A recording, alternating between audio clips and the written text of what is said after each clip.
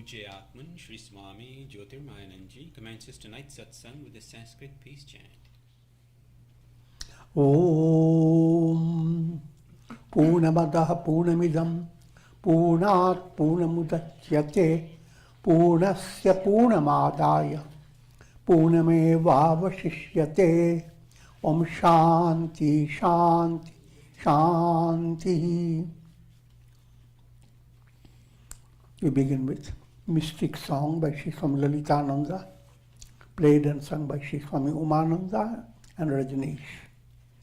Our song tonight is called Let Me Love You Alone.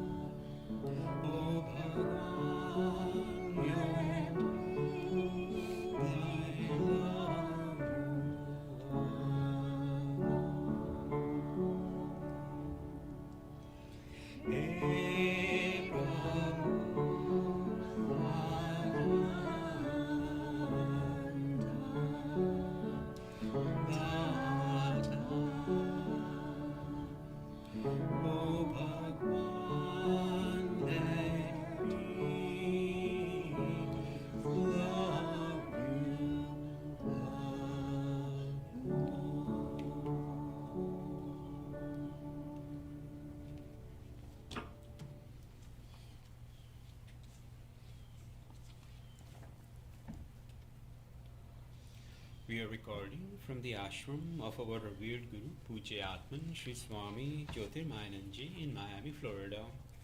Today is July the 29th, 2020, Wednesday evening, and tonight Swami Ji will be lecturing on the Yoga Vasistha.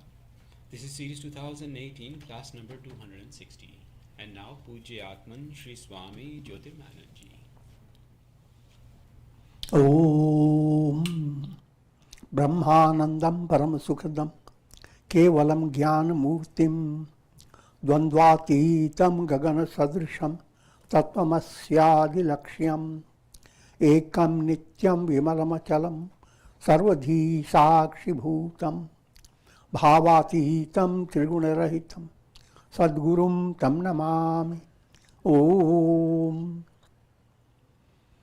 Adorations to Sadguru, who is Brahman, the giver of supreme bliss, embodiment of pure consciousness, one without a second, vast as the ether, infinite, eternal, beyond the three gunas and their modifications, the supreme preceptor.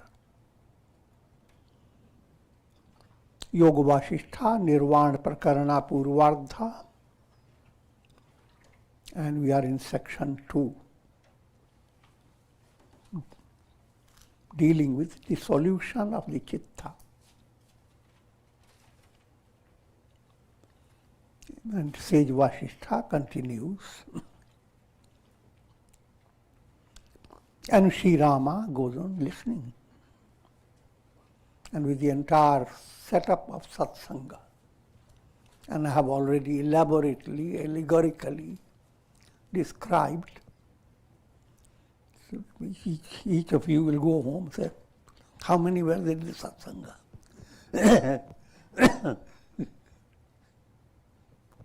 And of course we'll say, counted few. But the reality is totally different. No matter how number may be very few, but the wisdom that is given is not few, between few and far between. It is beyond few and far.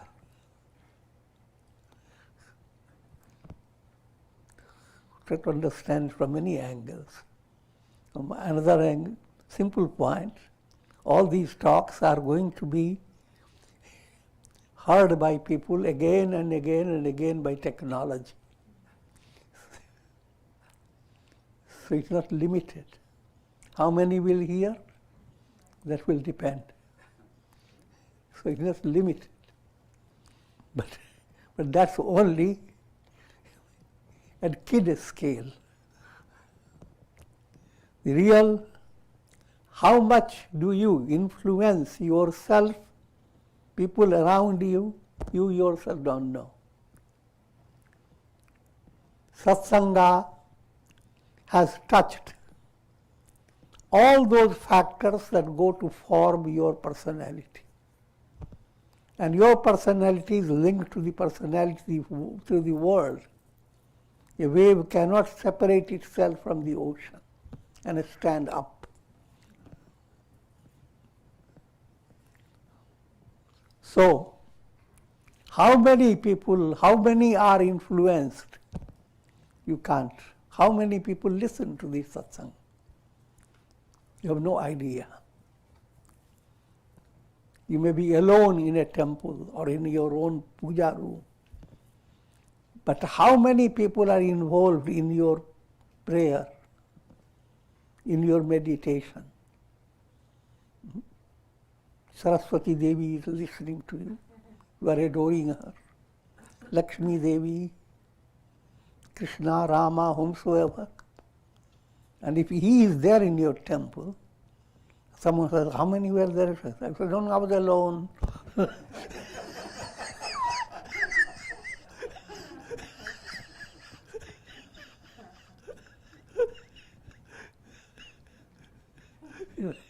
Now you can understand. You cannot be alone. The effect of satsanga is not quantitative. It's qualitative. So it is not dependent upon numbers. But for whatever situation, whatever setup of satsanga, even if your satsanga consists only with your own self, studying, praying, etc., that satsanga has enfolded the whole world before you. Because every spiritual movement is connecting yourself with the source of the entire universe. And satsanga is a blossom of that type of project. So, I will not go further in detail.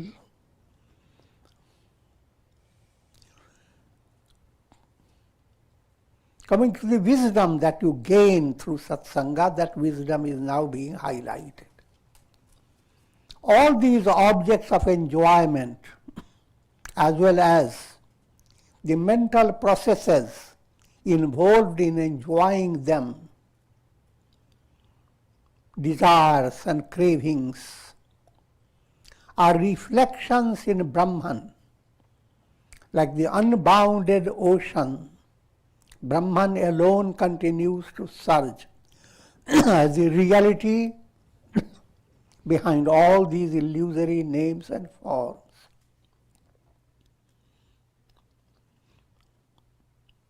You must realize this is a very advanced study.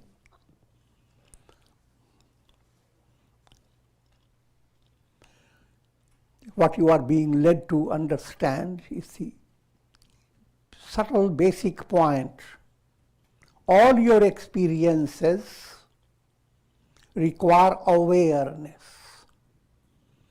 If you experience something, so very aware of it, well, how could you say you experienced it if you didn't have awareness?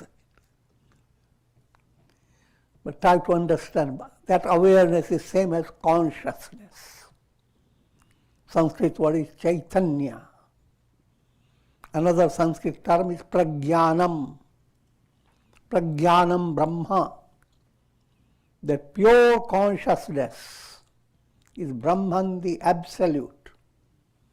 That consciousness, that awareness does not go away. When you are a child, you are aware of your body, your toys. You grow up, face many challenges. Every challenge, you are aware of it. But all things that you are aware of in your day-to-day life, through your mind and senses, all those are variable aspect of awareness. Invariable aspect of awareness is Brahman. Waves are variable, ocean is not. Projections on a screen are variable, the screen is not. All illuminations are variable, the sun is not. So that type of relationship is there with every experience that you have. That Brahman has not left you. You cannot experience anything without awareness. And when you go to sleep, you are not aware of the world. But implying the world is not absolute reality. While sleeping, suddenly you slip into dream. A totally different world arises. All these become your memories as time passes. You tell people what you dreamt. Same way you tell people about how you have lived your life, you have your whole story. But you are a poor storyteller.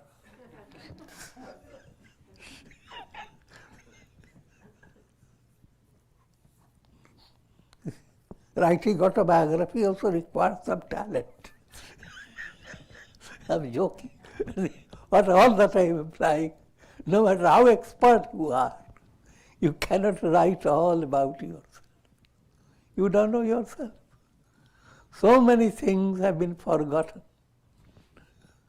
And all this time I'm pointing to your own practical reality, this identity, present identity. You point your finger to many other countless embodiments you have taken. The mind will simply explode.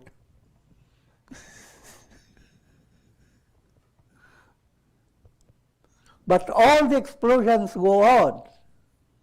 Just like think of all the waves creating their own drama in the ocean. An ocean holding off a whole commotion of undercurrents, whirlpools, and many things that go on in the ocean.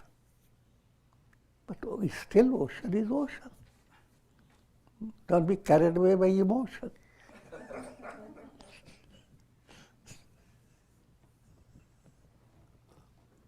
Similarly, don't be carried away by your mind and senses and what they bring to you. The ocean, the reality behind all the functions of your mind and senses. Firstly, the functions of mind and senses. They are only reflections or waves. And these functions have not in any way affected the absolute consciousness. Clouds can gather in the sky, countless. And the sky can be defined on the basis of clouds. You can see a piece of sky jumping along with the clouds. Clouds have captured a little blue circle. And as the clouds move, the blue also is moving with it. The sky may seem to jump around, play with clouds, but the sky remains untouched. So, the reality of every individual is the sky, the consciousness, the absolute screen, the truth. And all that you are experiencing is led by your conditioned mind, chitta. So how to work with your chitta so that chitta melts away? Two ways you use your chitta. One is the divine way. First, to understand chitta has four aspects. All together is called chitta. Chitta,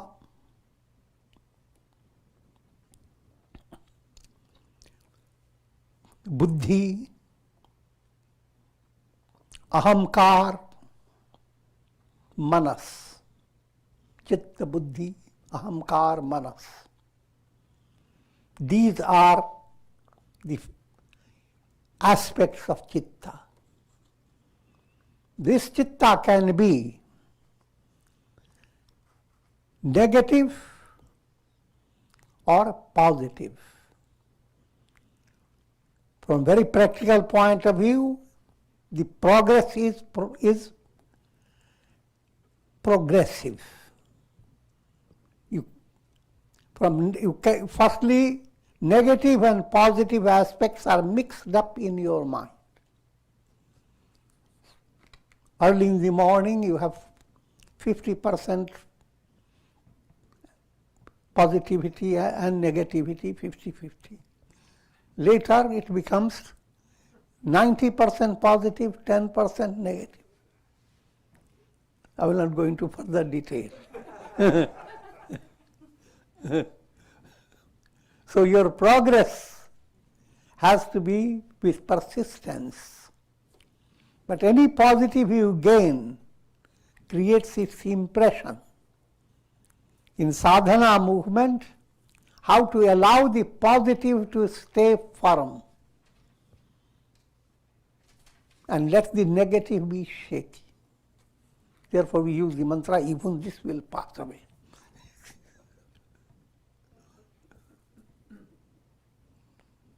So that which is never passes away will be secure. But let me simplify the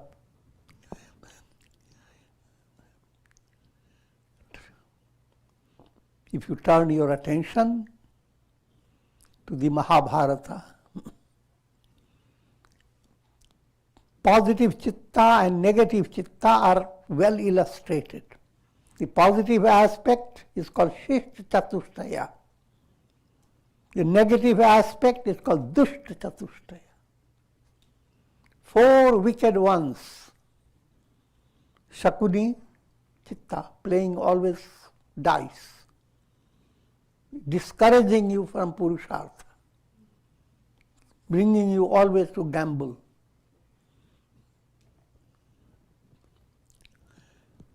Karana,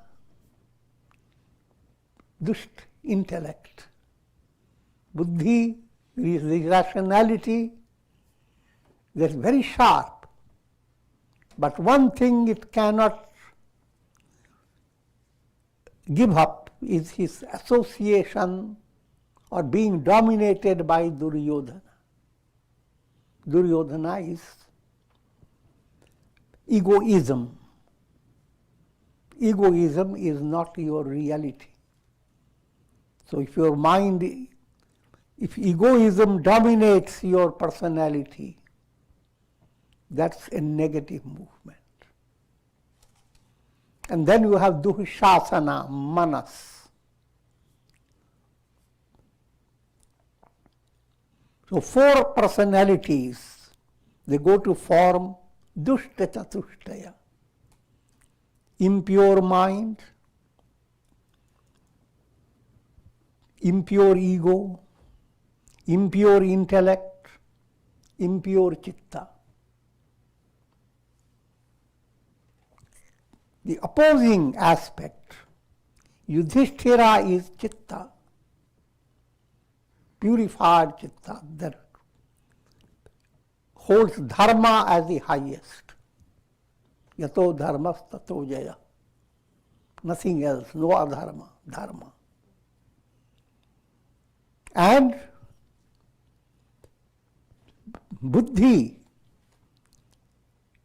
aspect, buddhi there is pure, absolute intellect, Krishna himself.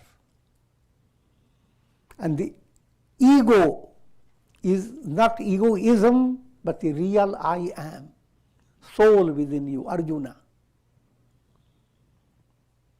And Bhima plays the role of manas. All the practical realities are handled by your conscious mind. I will not give you further, this all becomes a riddle for beginners. But just since you have already studied those scriptures, many of you, so I have mentioned those. Only to let you know the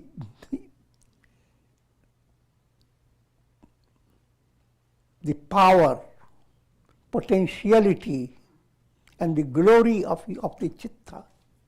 The mind stuff is a very tough stuff.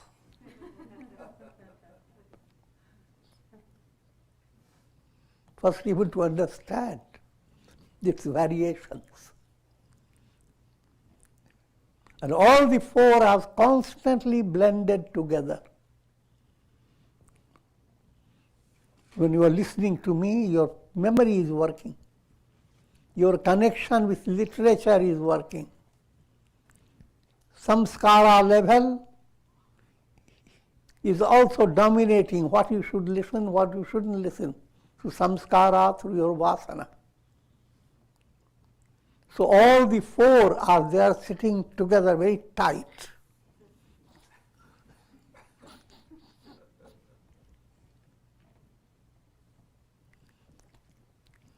But there are 2 departments. One department, these 4. Another department, the shift ones. This department is busy closing the doors. No light, no air, no breeze, no expansion. The other one opening it.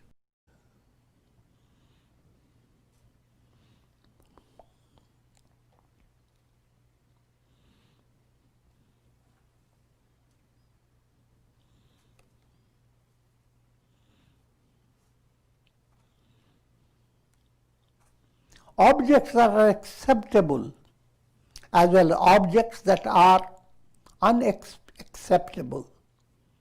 Both are to be renounced.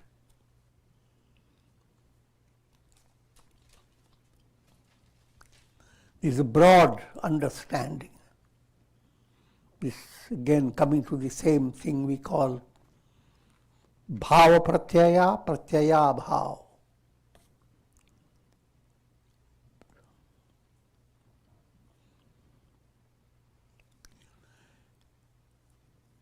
when you are watching a show caused by projections on a screen, cinema show, while you are busy with the show is giving you two types of experience. Presence of things you like and absence of things you like. Presence gives your mind thrill. Presence means you expected the show to be very vigorating and thrilling, causing horripilation. But you found instead of horripilation, you are developing terrifying experience. So, your projected world is presenting things you like, things you don't like, things that you find present as if you have attained it, things that you find absent, you have not attained it, you have to work for it. But both aspects of your experience is backed up by projections. Now, when the entire projections move away, then you have the revelation of the screen. But while the both experiences went on, the screen did not run away. The reality behind your experience was the screen. But you were screaming.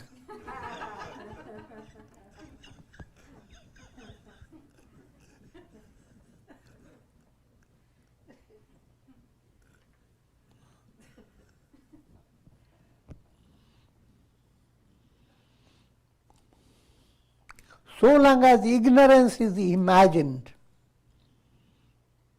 there is a notion that Brahman does not exist. So long there is dushta chatushtaya. There is a constant talk about crushing the Pandavas, even removing Krishna.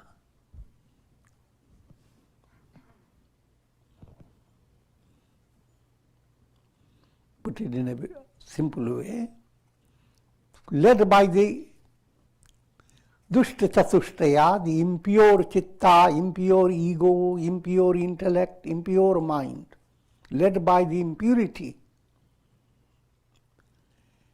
there develops a deep-rooted concept within your personality that God is non-existent. God is word, God is palabra. God, God, God, you are hungry. God, God. Hunger doesn't go away. It's just a palabra. I'm joking.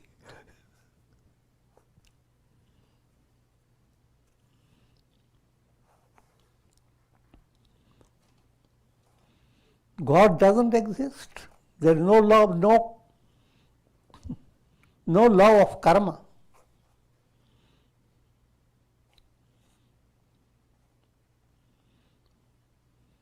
And if that is, as long as that insight has not developed, that the absolute reality is the God, things that you think are existing, they are the ones that don't exist. The absolute self, God, whom you think he doesn't exist, he is the only one who exists.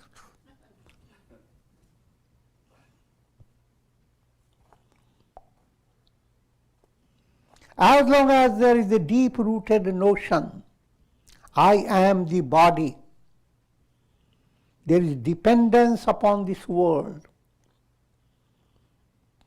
So long as there is erroneous sense, this is mine, the chitta continues to maintain its illusory existence.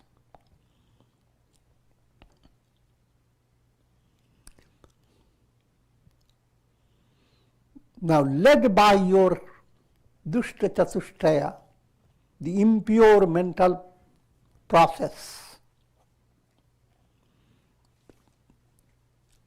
what are the characteristics of that type of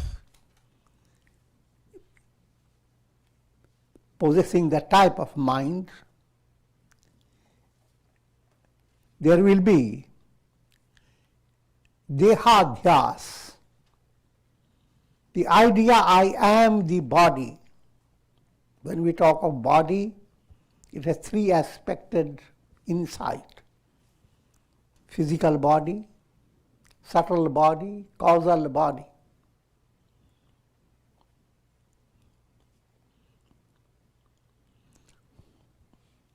And this point we have discussed several times. Body is called deha, dahyate. Your physical body is constantly changing. It's going to perish. Your subtle body, which is backed up by your sentiments, emotions, feelings, that world also will not be, that body will not be always there. Your causal body, backed up by karmic seeds, samskaras, even that is constantly changing. Three bodies, they are not the reality. In every embodiment, you change all the three bodies.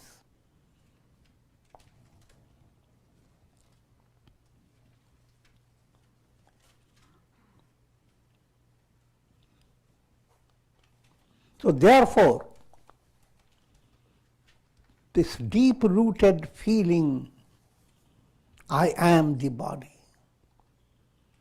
and determining things on the basis of securing the body, that's considered the real success for the masses. Therefore, all blessings are given. May you live long. They hardly say live happily.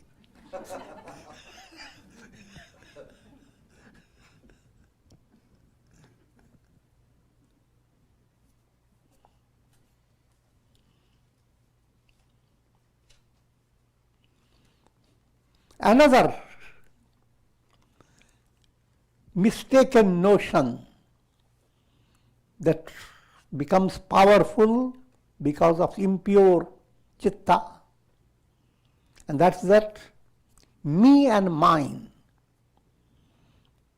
Constantly assert, this is me. These things are mine. And in your own mind, you have that type of ahamata. How great am I? And mamata, a sense of mindness. All these are not real, no matter how wonderful setting you may have of your near and dear ones. You can have the whole forest of deer becoming your dear ones.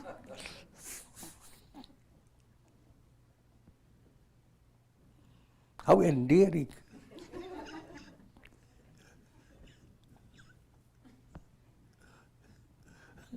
But you can well understand, deer don't have security. So your me and mine, that sense, they are constantly shaking.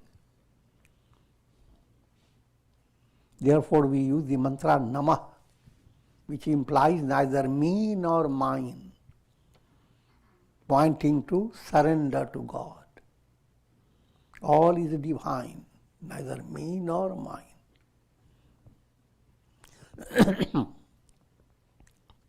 So long as one does not associate with the wise and ascend the ladder leading to the fullness of wisdom, the mind continues to flow downwards into the realms of the not self, creating attachment, hatred, egoism, and numerous illusions.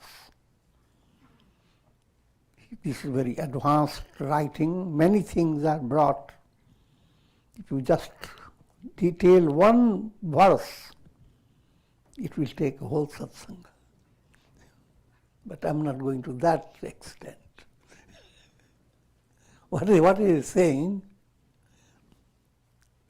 Satsanga, the glory of satsanga. The importance of satsanga is beyond your imagination. The satsanga, we have explained many times, what you are now having is called satsanga. That's a normal understanding of satsanga. But advanced learning of satsanga, anything in the world, any situation that inspires you to bring harmony in your personality, to bring integration. Your whole personality is like a musical veena. And for a veena to be thrilled, you need a great musician to make the veena bring out the real melody. So anything that causes, that promotes melodious movement, that's satsanga.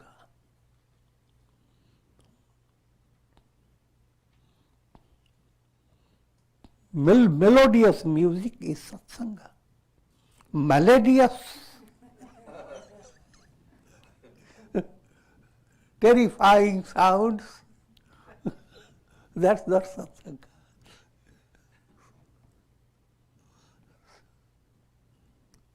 Your mind needs to understand the difference. When you are constantly listening to superficial news, and mind is constantly jerking, what else, who is saying what, when did he say it, show the face, and so forth.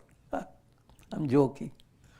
All that practical news, etc., is practical reality. But it is your challenge not to become drowned in every little news you hear. Hear it. If it has lesson to give to you, learn from it.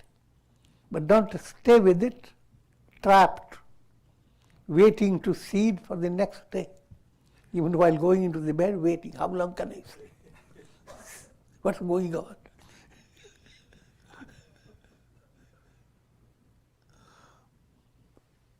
So that movement is kusanga. You're losing all your time in keeping your mind associated with agitation, terror, suspense, and despair. And that becomes your internal japa, swadhyaya, and abhyasa. That's how the demons in you practice austerity.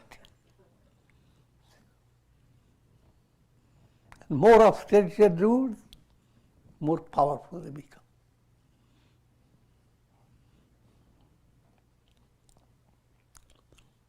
Good association, same setup. You are allowing your mind from the morning till evening. There is a boundless opportunity for your mind to be so inspired. Just the scene of how the sun begins to rise.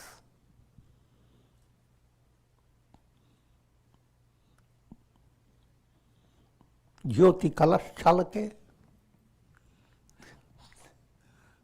The divine Prakriti has taken the Jyoti Kalash, a vessel filled with light, and pouring that light. And how the entire sky becomes a reddish color, how the light shines over the leaves, and it's a whole I'm referring to a particular music, filmy music, that have captured the divine sentiments. Jyoti Kalash Chalake. And that's a sample of satsanga.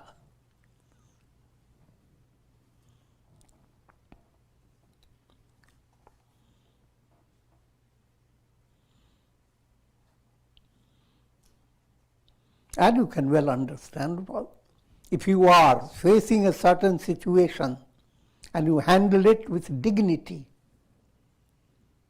it has inspired you to have source of satsanga within yourself. A higher, try to understand, a negative sentiment is kusanga. Positive sentiment, satsanga. Negative sentiment, anger is raging.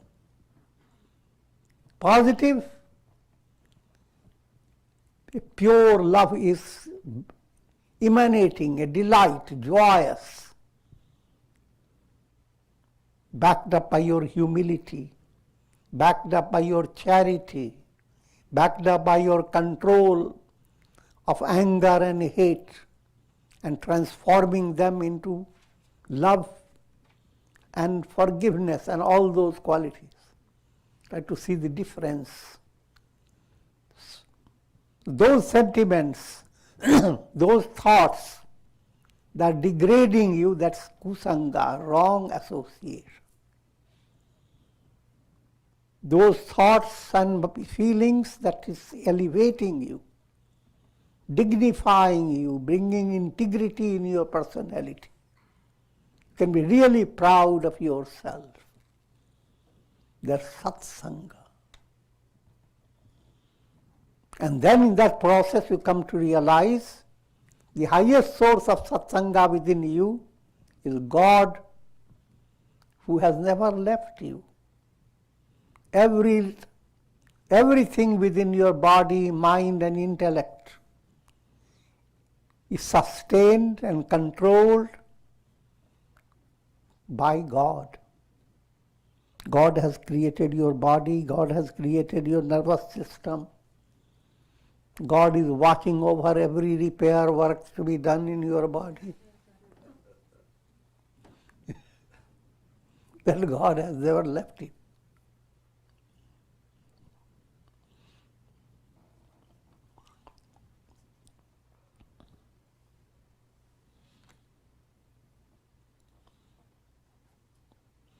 So satsanga is a great mantra.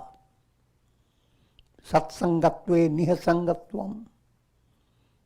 When you pursue the path of satsanga, you become increasingly detached from thought waves of the mind, from the projections, the world of projections. And you become increasingly drawn towards the substratum, the screen, the reality. And that movement to be drawn to God, even if it is the slightest movement, it far excels all that keep you in the state of projections.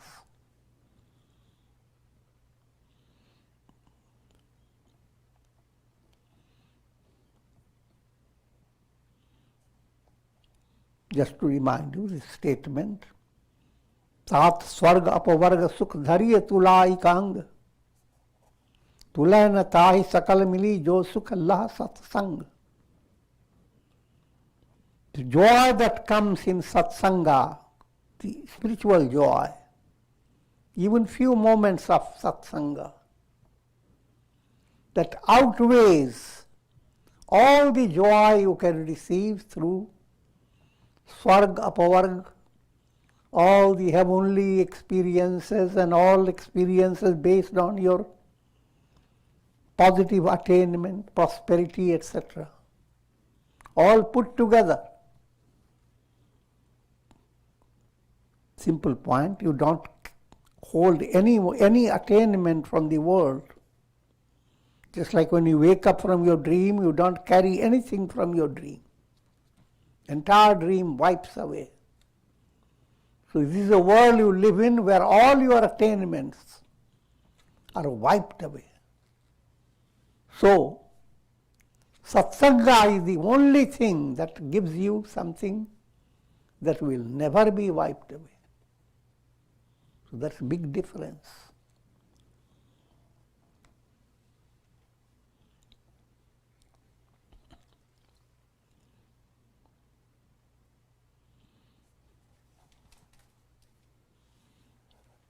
So long as there is spiritual blindness,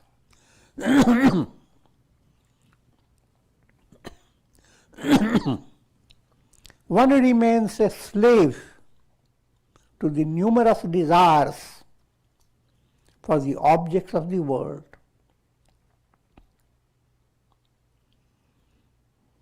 Which sustain the existence of the citta. This point is brought allegorically in the story of Mahabharata.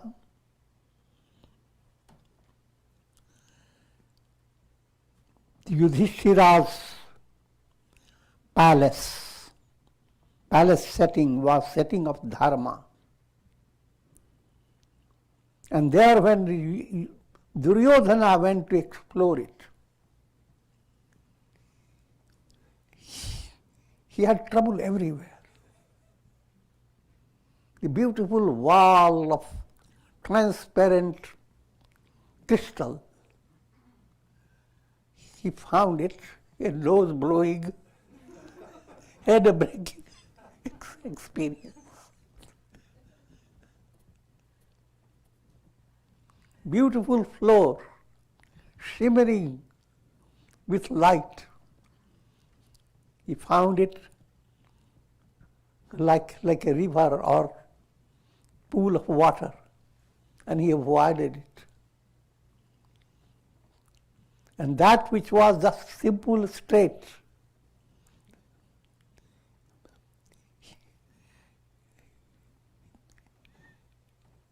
he developed the idea, and you know, where there was water, he considered it land.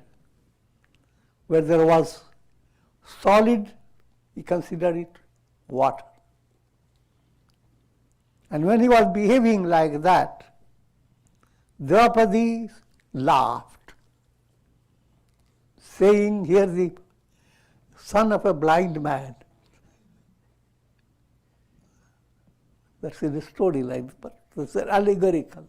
Duryodhana represents mind overpowered by ignorance.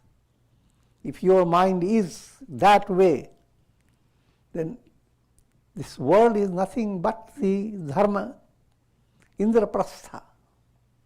But everything that is good and positive, the negative mind doesn't like it, gets knocked by them. And when it happens that way, the higher level of your mind is also there together. Shishta Chatushtaya level. And the Shishta Chatushtaya level, Draupadi represents intuitive feeling that brings intuition. To that feeling, Duryodhana's conduct is blind conduct. Viveka Buddhi laughs at the dull-wit movements of the human beings. But if you don't listen to that laughter, there comes a time your ignorance has ripened to an extent of being channelized, being sublimated. At that state, as if you are listening to the laughter. All these are very subtle points.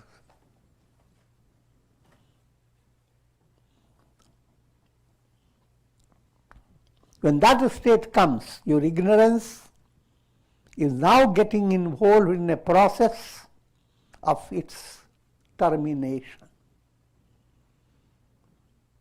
In other words, within your own personality, you hold this insight that if I am staying with the world and pursuing the process of repeated birth and death, I am a dullwit, son of a blind person.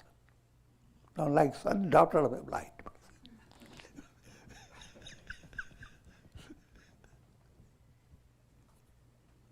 Therefore, ignorance has to be treated.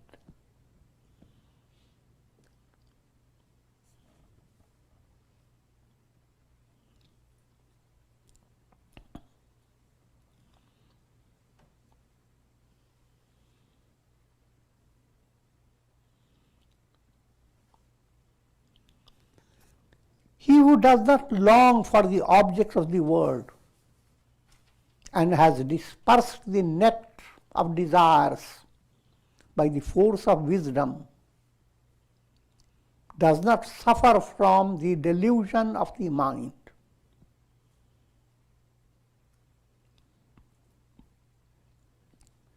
Now, if you have developed vairagya, you don't crave for objects, and who have worked upon your vasanas, thereby your desires have become positive desires. Desires turn into aspiration. If that is happening, you are moving towards God realization or self-realization. He who has given up the idea, I am the body, and has developed the vision to see the illusory death behind all objects of the world, such a person becomes free of the chitta.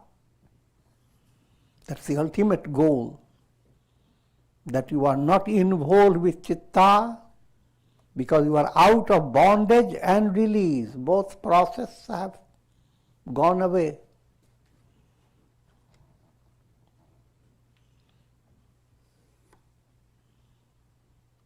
Then your I is a revelation of the truth, Brahman, Aham Brahmas.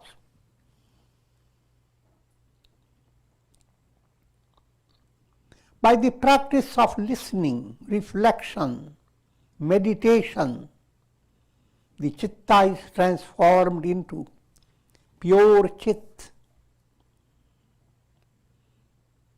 These are now Vedantic points. What is the sadhana, the best sadhana for attaining enlightenment? Called Shravana Chatushtaya. Shravana, listening. Manan, reflection. Dididhyasan, meditation. But each of these terms need to be understood in a profound way. If your mind is constantly listening to your ego's grudges, your ears are filled with muck. You need to clean them.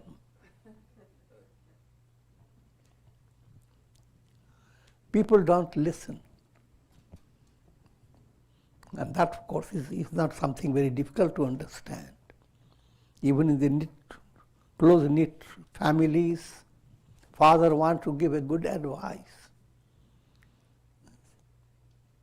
And his dearest child doesn't want to listen or misunderstands it. And the father reminds, didn't I tell you?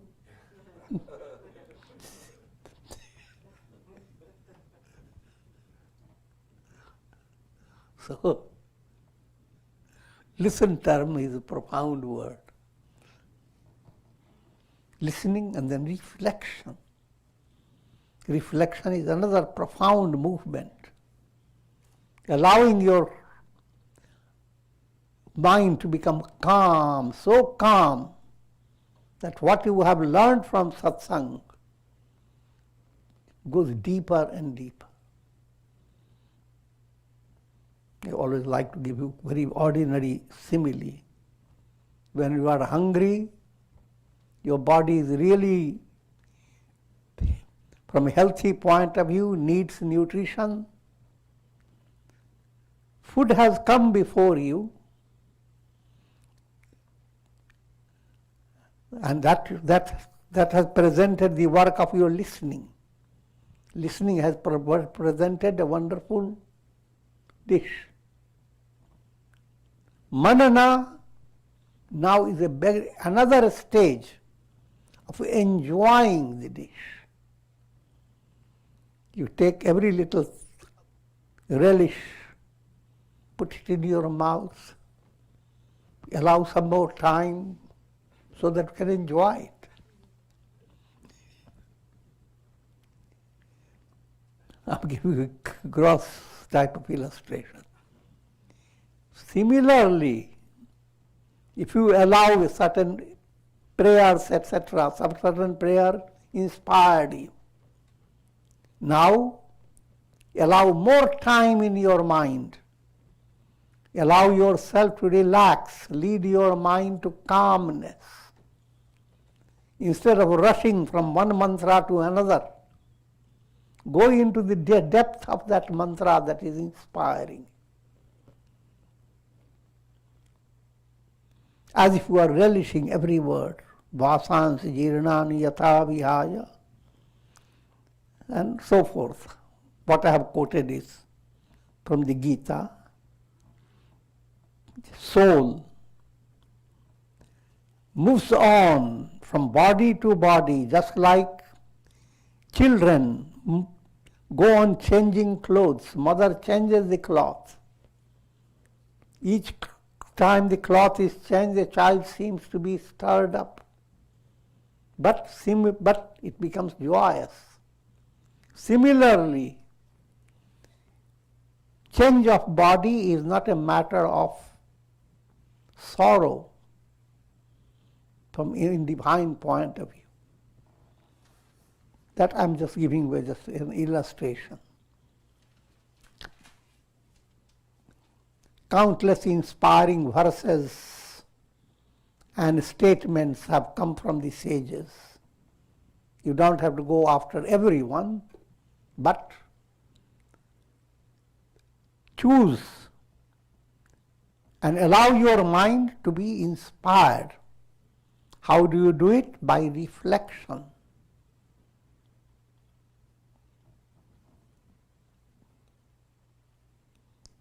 You allow your mind to understand it, as if you are putting a spoon into it and putting it on your tongue. Relish it. And as a result of that, meditation occurs. Your mind has assimilated and has moved away from illusions. Once the illusion moves away, there's an aspect of your mind which is like a swan that unfurls its wings and soars. Meditation is a soaring movement, for sure.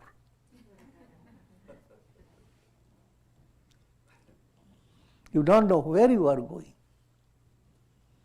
leading to samadhi.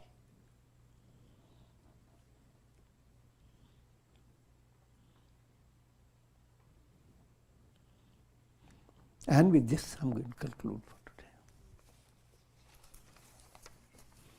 Om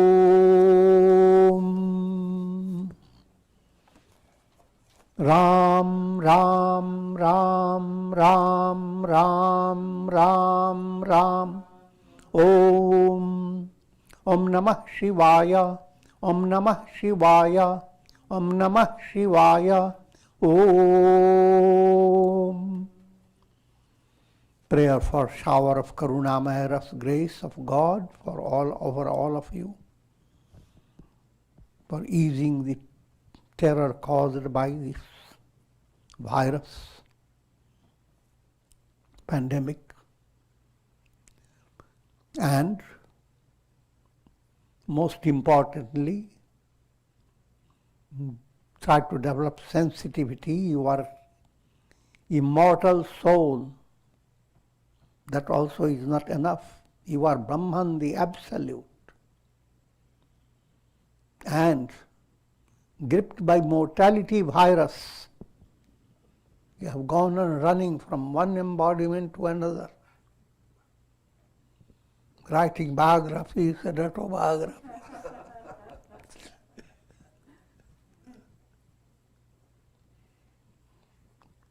Try to develop aspiration for God realization by very simple, relishing method of satsanga.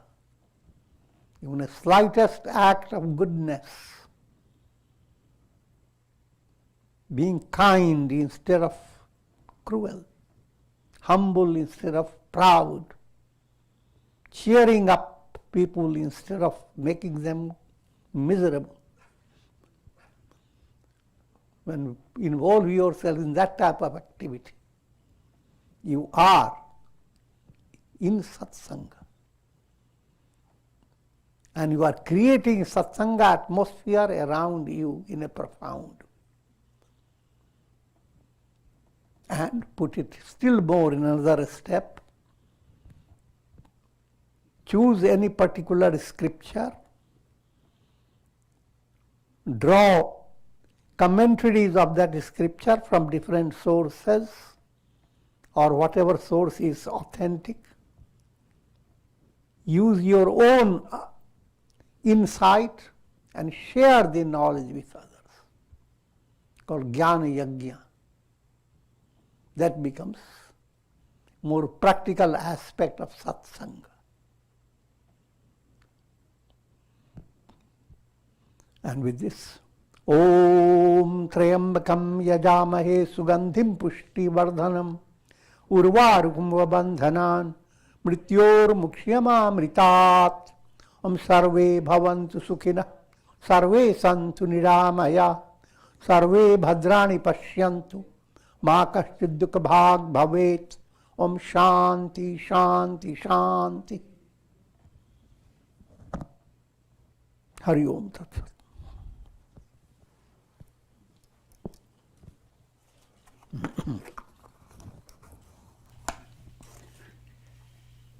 Would anyone like to ask a question this evening?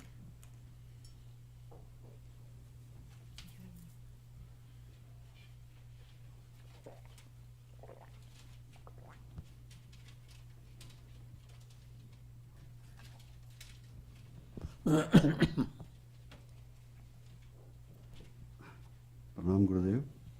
Gurudev, I have a question about Nirakshari Vivek that you described yesterday with the swan practicing. What is the way to operationalize it in your day-to-day activity as you're working in the world? Every word has its different meaning in different contexts. As a doctor, you must have vivek between wrong medicine and right medicine.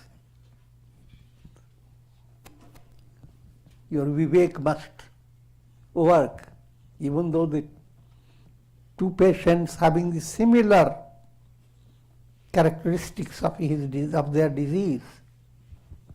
You must have vivek, whether they are really suffering from the same disease. So anywhere you make a discrimination, that's called vivek. And now, in a spiritual way, what will be really good for you? But then you must have a vivek about you. Who is you? If you is your body, then go into a beauty salon. That's good for you. but you can't maintain that for long. So therefore, make a discrimination. Your body is water. Your real one is the butter. So not to stay mixed up. Water and butter. Separate it. And go on separating it. Then you are becoming a swan. You begin to soar. You are not stumbling through the worldly karmas. You are rising above. So all that is implied when we say Vivek. And Vivek goes along with Vairagya, dispassion. Okay?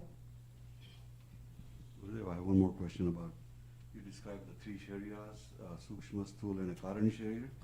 And so when there is a rebirth, the positive or negative samskaras, like if somebody did a lot of spiritual practice in this life and couldn't finish, does that positive samskaras go along with the Karan Sharya to the next embodiment? Of course, all these samskaras, they are not completely, all the three bodies.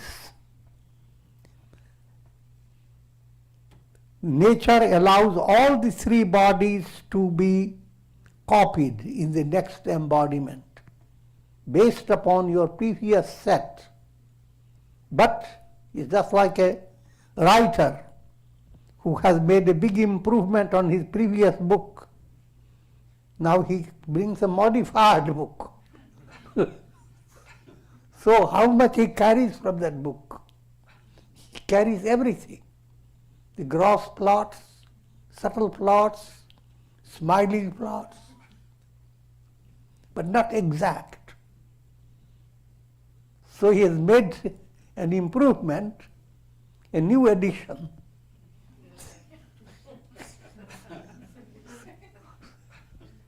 Which carries all the three ingredients of physical, subtle, causal. That's the way you have to understand it.